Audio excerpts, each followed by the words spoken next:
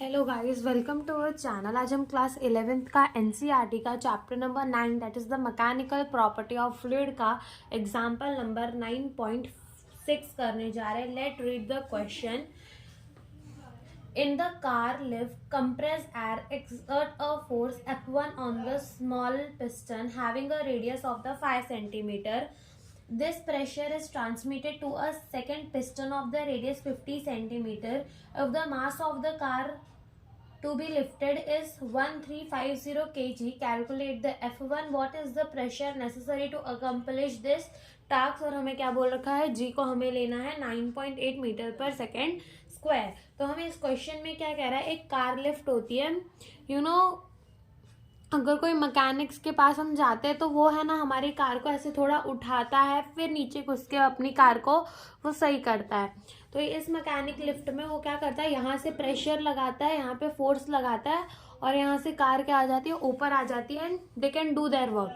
ठीक है, तो यहाँ पे हमें कह रहे हैं कि कार लिफ्ट है, ठीक है, इसमें force F on the small piston, यहाँ पे कोई एफ फोर्स लगा रहे हैं हम स्मॉलर पिस्टन में, ठीक है, जिसका रेडियस हमें कितना दे रखा है, इसका रेडियस हमें दे रखा है 5 सेंटीमीटर। और हमसे पूछा है the pressure is transmitted to the second piston, और जो ये प्रेशर है वो सेकेंड पिस्टन में ट्रांसमिट हो और ये क्या करेगा, ऊपर उठेगा। तो इसका रेडियस हमें दिया है 15 सेंटीमीटर। ओके, इसका रेडियस हमें 15 सेंटीमीटर दिया और मास हमें कार का कितना दिया है, 1350 केजी मास हमें कार का दिया है। हमको क्या कैलकुलेट करना बोला है कि यहाँ पे फोर्स कितना लगेगा, दिस फोर्स हमें कैलकुलेट करने बोला है। तो देखो, हम जानते हैं कि F1 A1 इक्वल होता है किसके, F2 A2 के। ओके, हमको क्या फाइंड करना है, F1। तो F1 इक्वल होगा A1 बाय A2 इंटू किसके, F2 के। अब एरिया हमें निकालना हो तो हम क्या करते हैं, पाई आर स्क्वायर।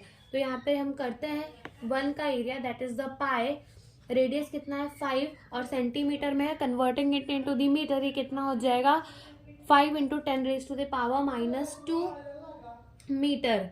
देन ये और A2 यानी कि पाई, और यहाँ पे हमको रेडियस कितना दिया है 15, converting it into the metre 10 raise to the power -2 metre.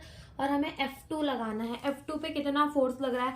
अब यहाँ पे हमको मास दिया है, मास को हम किससे मल्टीप्लाई कर दे, एक्सेलरेशन ड्यू टू ग्रेविटी यानी कि mg से, तो हमको फोर्स मिल जाएगा F2।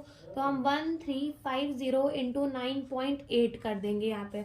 अब यहाँ से पाई में से पाई मर जाएगा, पाई में से पाई चला जाएगा और 10 raise to the power -10 raise to the power -2, और हमारा एरिया क्या होता है, पाई आर स्क्वायर। तो यहाँ पे हमारा बचा क्या, 5। तो 5 5 21, 15 का स्क्वायर कितना हो जाएगा 225 इंटू 1350 इंटू ये 9.8।